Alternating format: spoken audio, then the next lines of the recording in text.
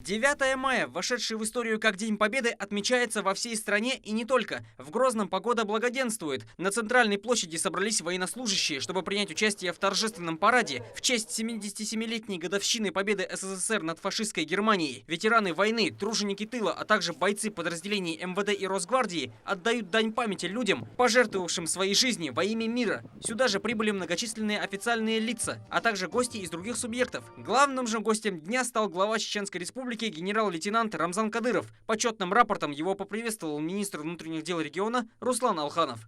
Товарищ глава Чеченской Республики, личный состав Гродненского гарнизона на торжественное мероприятие, посвященное 77-й годовщине победы в Великой Отечественной войне, готовы, докладывает генерал-лейтенант полиции Алханов. Вольно. Вольно! Салам алейкум. Рамзан Кадыров встретился с ветеранами и тружениками тыла. От регионального общественного фонда имени первого президента Чеченской Республики, героя России Ахмата Хаджи Кадырова, им были вручены денежные подарки.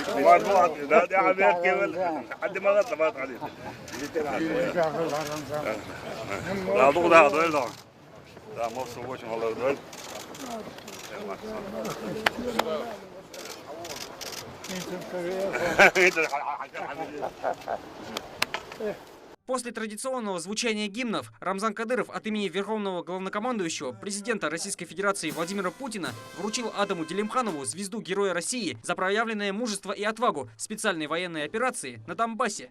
Указ президента Российской Федерации Владимира Владимировича Путина о присвоении звания Героя Российской Федерации Делимханову Адаму Султановичу за мужество и героизм, проявленные в ходе специальной военной операции на территории Донецкой Народной Республики, Луганской Народной Республики и Украины, присвоить звание Героя Российской Федерации Делимханову Адаму Султановичу, президент Российской Федерации Владимир Владимирович Путин. Военные расчеты, находящиеся на площади, олицетворяют собой колоссальную мощь и армейский дух. Сегодня эти бойцы готовы защитить государство от любого врага, как в свое время ветераны-красноармейцы, также находящиеся здесь. Во все времена эти отважные и смелые люди приносят мир на родную землю. И вот настал торжественный марш. Свыше 10 тысяч солдат с строевыми линиями идут вдоль улицы, приветствуя всех. Гости за трибуной также чествуют бойцов. В марше принимают участие, в том числе и военнослужащие, участвовавшие в специальной операции в Донецкой и Луганской Народной Республике. Боевой настрой ребят очевиден. Единственный ныне живущий ветеран в Чеченской Республике, непосредственный участник боевых действий между СССР и гитлеровской Германией, Юнус Абдул-Шаидов также присутствует здесь. И несмотря на возраст героя в 101 год, он с гордостью делится своими впечатлениями.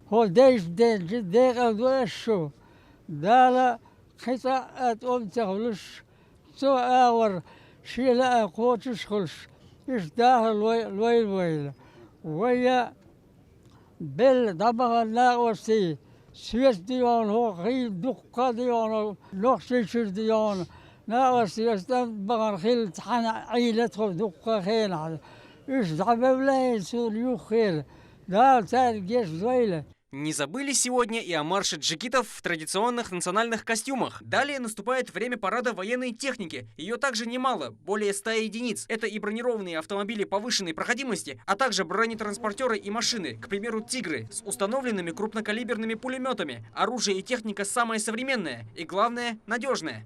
КамАЗы «Тайфун», Урал «Житинец», КамАЗы «Бронь», «Урал». Кульминацией праздника Дня Победы стал марш Бессмертного полка. Вдоль улицы города Грозного с фотографиями участников военного парада прошлись свыше 13 тысяч человек. Вместе с соратниками участие в акции принял и сам Рамзан Кадыров. Каждый 9 мая я встречаю с гордостью, но трудно, потому что в 2004 году, 9 мая, погиб наш первый президент. И 9 мая это День Победы. Поэтому трудно, что нет с нами нашего первого президента.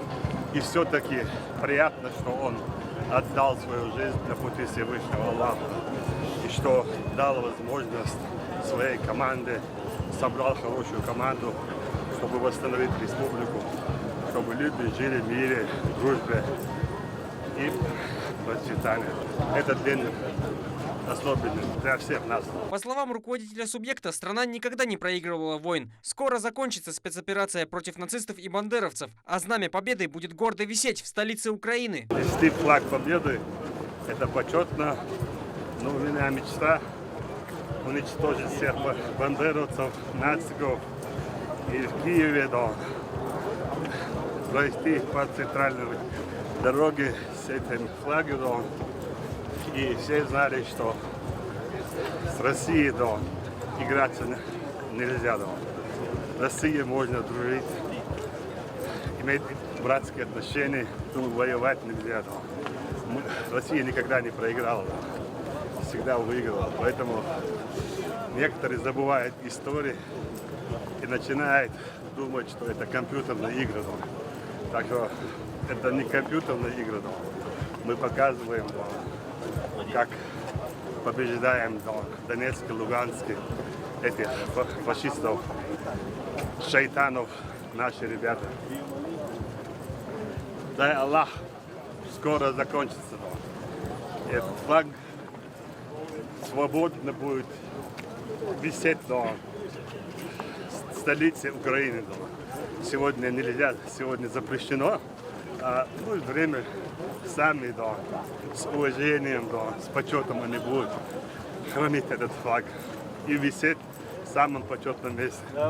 Здесь же политик рассказал о дальнейших целях и задачах в ходе спецоперации на территории Донбасса.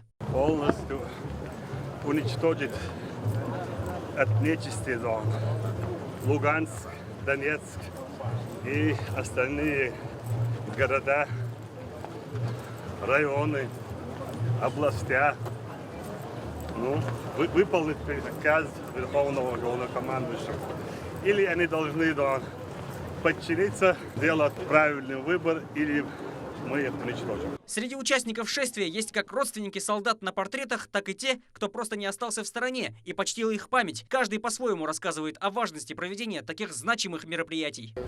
Совести нет у человека, если не защитить и не уважать этих героев. Этих героев надо превыше всех держать, чтобы всегда их родственники всех мы уважали. Потому что ради них их родственники остальные живут.